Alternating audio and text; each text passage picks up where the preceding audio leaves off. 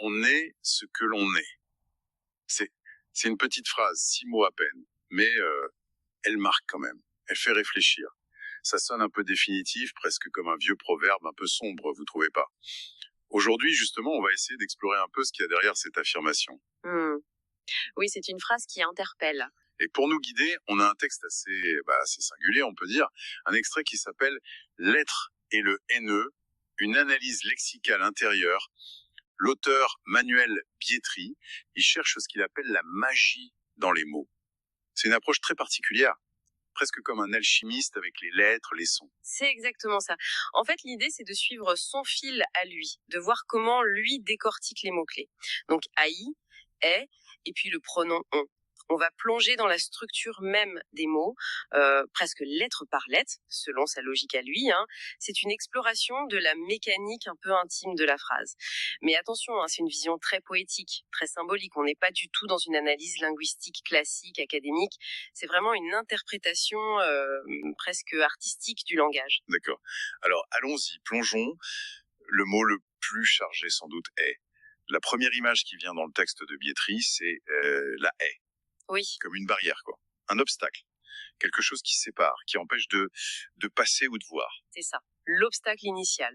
Et très vite, l'analyse s'arrête sur la première lettre, le H. C'est un H muet en français, dans est. Et ça a une conséquence directe, très concrète. Ça bloque la liaison. Ah oui. On dit pas on est, O-N-E. On est obligé de marquer une micro-pause. On est. O-N-E, il y a une rupture. D'accord. Et cette coupure, ce petit silence, la source l'interprète de façon très poétée. Comment ça? Cette absence de liaison, elle prend un sens particulier pour Bietri. Ah oui, complètement. Pour lui, c'est l'image d'une hache. Ce H muet, par la séparation qu'il impose dans le son, il agirait comme une hache, symboliquement. Une hache qui tranche, qui coupe net la relation entre le sujet on et puis l'action est. C'est vraiment une césure, une séparation brutale qui est mise en avant. L'acte de haïr, ça commencerait par couper quelque chose. Une hache, carrément. L'image est forte, voire un peu violente, non? Ça installe tout de suite une ambiance assez dure autour de ce mot. Oui, c'est saisissant. Et j'imagine que l'exploration du mot ne s'arrête pas là, non? Non. Le texte ensuite nous invite à écouter. Écouter la sonorité H. Et l'auteur y entend distinctement le son aïe. Aïe. Oui, comme l'interjection de douleur.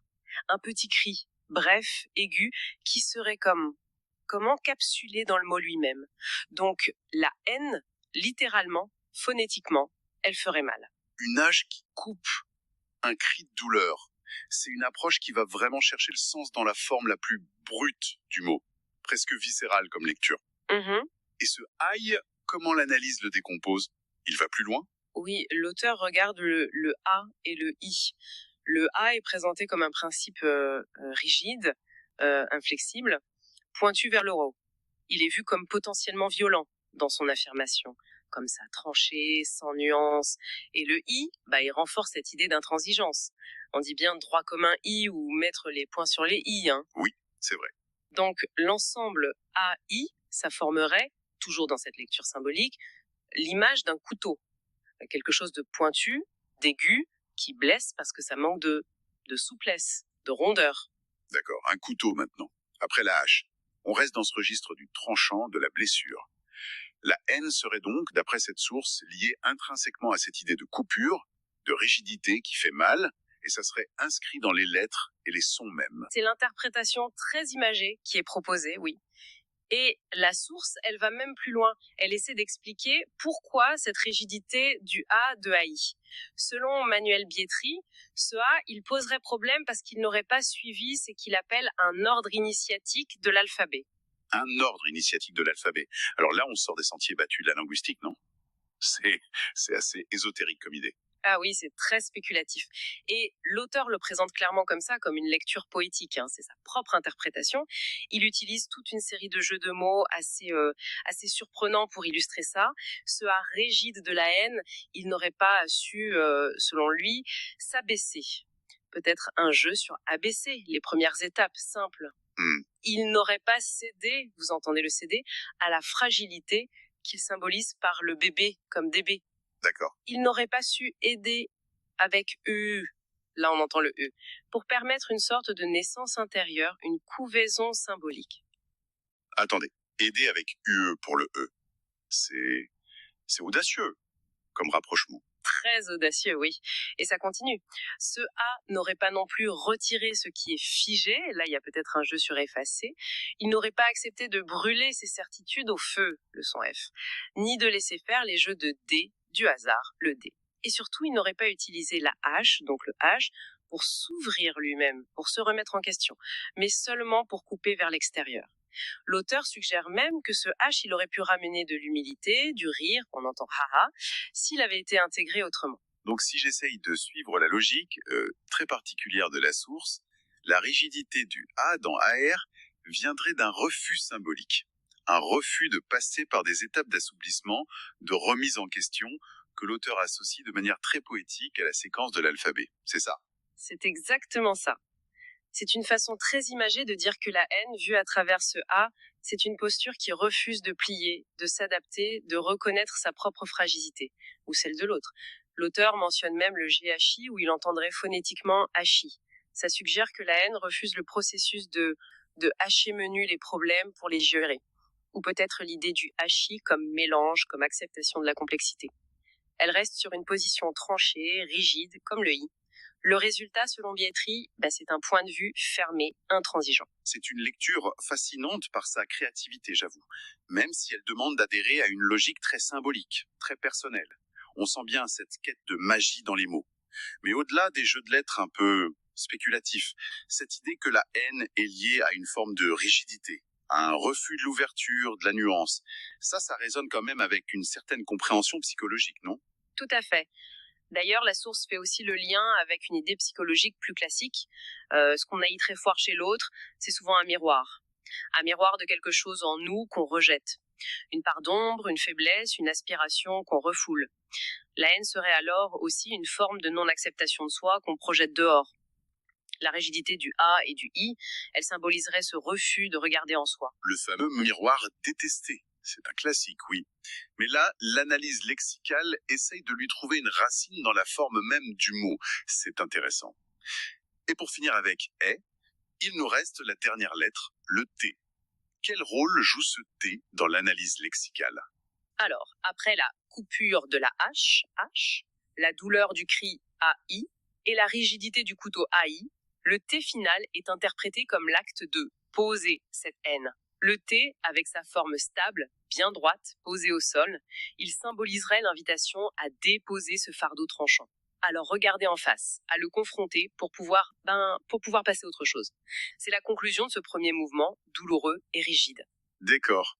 Si on récapitule pour « est », selon Bietri, on a la « est », la barrière, la H, la coupure, le cri, aïe, la douleur, le couteau, la rigidité blessante issue d'un refus symbolique de s'assouplir via l'alphabet, le miroir de soi, et enfin le T qui invite à poser tout ça.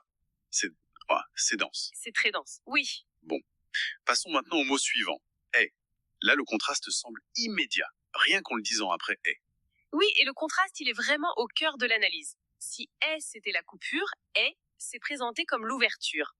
Le texte le décrit comme un mot qui respire, comme une porte qui s'ouvre. Déjà, phonétiquement, la différence est nette. Dans on est, la liaison se fait. C'est fluide, c'est naturel. Ah oui. Là où on est crée une rupture, on est, ça tisse un lien. Le texte parle même d'une caresse phonétique. C'est la connexion retrouvée après la séparation. Une caresse phonétique, c'est joli comme image. Et les lettres de est, e, st, elles sont aussi décortiquées avec la même approche symbolique? Bien sûr, mais dans une tonalité très différente, évidemment. Le E, avec son son est, ouvert, il est vu comme humble. Une invitation à revenir à soi, à l'essentiel, sans l'affirmation tranchante du A. Le S, avec sa forme qui ondule, il dessinerait un chemin sinueux, celui de la vie, de l'exploration, peut-être celui qui mène vers nos aspirations, nos rêves. C'est la souplesse, par opposition à la rigidité du I. Je vois. Et le T, il était aussi dans et. Il a la même signification ici? Il garde son idée de base, de poser, de stabilité. Mais le contexte change tout. Dans haït, il posait la haine. Ici, dans est, Ce T, il symbolise la solidité qu'on trouve après le cheminement S. C'est comme un trésor trouvé dans le silence de l'être. C'est quelque chose de stable, de précieux qu'on découvre en soi. Ce n'est plus une arme à déposer, mais une richesse intérieure. Le E, sinueux vers les rêves, S, est solide comme un trésor intérieur, T. La vision est radicalement plus douce, plus positive. C'est une vraie transformation par rapport à It. Complètement. Et le texte s'arrête là pour Est, ou il y a encore autre chose? Non, Manuel Bietri élargit encore la perspective en jouant sur l'homophonie. Est, ce n'est pas seulement le verbe être, c'est aussi le point cardinal, l'Est. Ah oui, bien sûr. L'endroit où le soleil se lève, le symbole universel du renouveau, du commencement, de la lumière après l'obscurité, la source évoque même le mot céleste. Elle lie l'acte d'être à une dimension plus vaste, à une orientation vers le haut, vers un horizon plein de promesses. Passionnant. Donc, être dans cette lecture, ce n'est pas juste exister passivement. C'est aussi s'orienter vers un renouveau, vers la lumière, vers le céleste. On a donc la coupure et la douleur de est face à l'ouverture et l'orientation lumineuse de est. Il nous reste le sujet de la phrase on. Qui est ce on? Le texte s'y intéresse aussi. Absolument. La question est posée. Mais qui est ce on indéfini? Qui est et qui est? Et l'analyse se penche sur les lettres O et N. Le O, il est vu de façon assez classique, comme un cercle, un O rond, englobant. Il offrirait un refuge symbolique, un espace d'intériorité ou peut-être de communauté protectrice. Un refuge, d'accord. Et le N? Quelle symbolique pour le N? Alors là, c'est un des points les plus surprenants, je trouve, de l'analyse. Le texte associe directement la lettre N au mot N. N égale N. Quoi? N égale N. Carrément. C'est pour le moins radical comme association. Oui, c'est radical. Mais ce qui est intéressant dans l'analyse ici, c'est ce qui se passe dans le mot on. Cette N potentielle, symbolisée par le N, elle serait dans on comme apaisée, contenue, adoucie par le haut rond et protecteur qui l'entoure ou qui le précède. C'est comme si cette part d'intériorité ou peut-être le collectif symbolisé par le on avait le pouvoir de tempérer, d'intégrer cette tendance à la haine, le N, sans la laisser prendre toute la place. C'est fascinant comme idée ça. Le on se prononce souvent un peu flou. Il deviendrait ici le lieu d'une sorte d'alchimie interne, où la potentialité de la haine, N, est contenue par une forme de conscience ou de communauté O. Bon, si on essaie de rassembler tous ces éléments maintenant, le parcours devient plus clair, non? Exactement. Reprenons le fil. On est, c'est l'action de trancher, de séparer, avec cette hache du H et le couteau de la rigidité AI. C'est douloureux, aïe, mais on est. Phonétiquement, comme le souligne le texte, c'est extrêmement proche de on est. Ah oui, on est. Biantri fait explicitement ce rapprochement. L'être serait une naissance. Donc être devient synonyme de naître, de commencer, de renaître. C'est la proposition forte de la source, oui. Et cette naissance, elle n'est pas statique, elle est orientée. Vers où? Vers l'Est. Le point cardinal du renouveau, de la lumière, et de l'Est on glisse vers le céleste, vers le haut. Le on de la phrase devient alors cet individu ou cette part de nous qui, après avoir affronté la coupure de la haine, est prête pour cette renaissance, prête à tourner son regard vers cet horizon lumineux. Donc, si on revient à la phrase de départ, on est ce que l'on est, l'analyse de Manuel Bietri nous invite à y lire non pas une fatalité, mais plutôt un cheminement potentiel. Un parcours qui commencerait par reconnaître la haie, l'obstacle de la haine, qui impliquerait de poser le couteau de la rigidité, de la douleur, pour pouvoir ensuite accueillir une naissance. On est égale on est. Une ouverture vers un avenir symbolisé par l'Est. C'est précisément ça, le voyage antérieur que suggère cette interprétation. Et l'idée clé qui revient, c'est celle du miroir Est, ce que l'on est, ce que l'on est, c'est souvent une projection de notre propre intérieur. Et paradoxalement, cette haine, une fois qu'on l'a reconnue, confrontée grâce au thé, elle peut devenir non plus un mur, mais une porte. Une porte, hein? Oui. Une porte. Vers une meilleure compréhension de soi. Vers cette possibilité de renaissance symbolisée par Est. Une porte ouverte par la confrontation avec ce qu'on déteste en soi. C'est un renversement assez puissant comme idée. Et cette naissance nous tourne vers l'Est, vers le ciel. Comment le texte conclut cette vision? Il conclut sur une note résolument poétique et optimiste en fait. L'être, finalement, ce ne serait pas une condition figée, mais ce regard tourné vers l'Est, vers un ciel peut-être un ciel intérieur, où, comme le dit joliment la source, dansent nos rêves. La finalité de ce parcours, potentiellement douloureux à travers la haine, ce serait donc de retrouver ou de libérer notre capacité à rêver, à nous projeter, à nous ouvrir à nouveau au possible. C'est une exploration vraiment étonnante. On est parti d'une simple phrase de 6 mots. Et en suivant le fil de cette analyse lexicale très particulière de Manuel Bietri, avec ses jeux de sons, de lettres, ses symboles parfois, oui, déroutants, mais toujours très imagés. On passe d'une affirmation qui semble très négative, on est ce que l'on est, à une perspective de transformation, d'ouverture vers les rêves.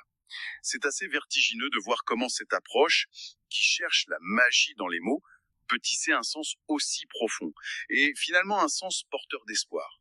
On part de la hache pour arriver aux étoiles, en quelque sorte. En effet, ce qui est frappant, c'est cette capacité de l'interprétation à transmuter le sens, par une exploration intime, presque charnelle des mots. Bien sûr, on peut discuter de la validité linguistique ou psychologique de chaque association, prise isolément. L'auteur lui-même le présente comme une lecture poétique. Mais le parcours global qu'il dessine, lui, il est en soi significatif. Il suggère que même au cœur des émotions les plus difficiles, comme la haine, il peut se cacher une dynamique de transformation, une invitation à regarder différemment. On sent bien le scepticisme pragmatique qui côtoie une certaine fascination pour ces correspondances, non ? C'est vrai qu'on reste un peu entre le doute et l'émerveillement face à ces jeux de sens. Et ça laisse songeur. Au-delà de cette phrase précise, peut-être que chaque mot qu'on utilise, même le plus banal, recèle potentiellement de telles profondeurs, agissant comme des miroirs subtils de notre état intérieur, ou comme des cartes fragmentaires qui mènent vers notre propre paysage mental. Cette invitation finale à regarder vers l'Est, au-delà de son riche symbolisme solaire, de renouveau, ça pourrait être vu comme une métaphore plus large en fait, celle de la quête constante de sens, de lumière intérieure, de cette poursuite de nos aspirations, là où, comme le dit la source, dansent nos rêves. Un voyage intérieur qui peut être nourri peut-être par une écoute plus attentive, plus poétique de notre propre langage.